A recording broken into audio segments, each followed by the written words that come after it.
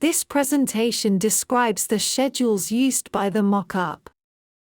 The schedules used by the model are modeled in the IEC 61850 standards by the logical nodes FSCH and FSCC.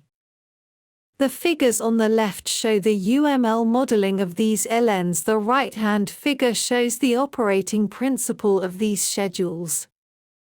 The ln FSCH statically describes a time series. Each attribute contributes to the description of the schedule, i.e., a set of time values. ln attributes are used to describe the functionality of the schedule. The curve is composed of a number of points spaced by a fixed time vlau. The unit is given by an attribute as well as the various values. These values are loadable thanks to the IEC 61850 interface. This schedule can be either cyclical or non-cyclical. Each FSCH has a priority attribute, the highest values being the highest priority. A FSCH has a state machine operation. For this it has a state.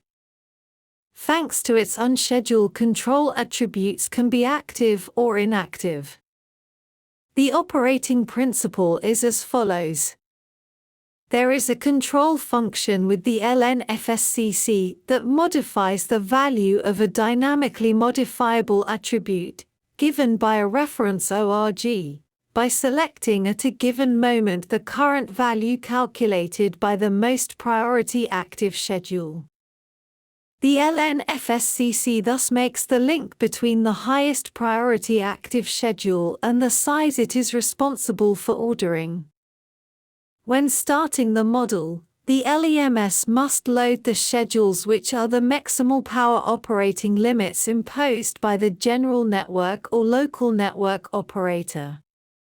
For this purpose, the model currently loads two schedules, which are described by an Excel file. The one, cyclic, which models the nominal daily constraints imposed by the network and the connection.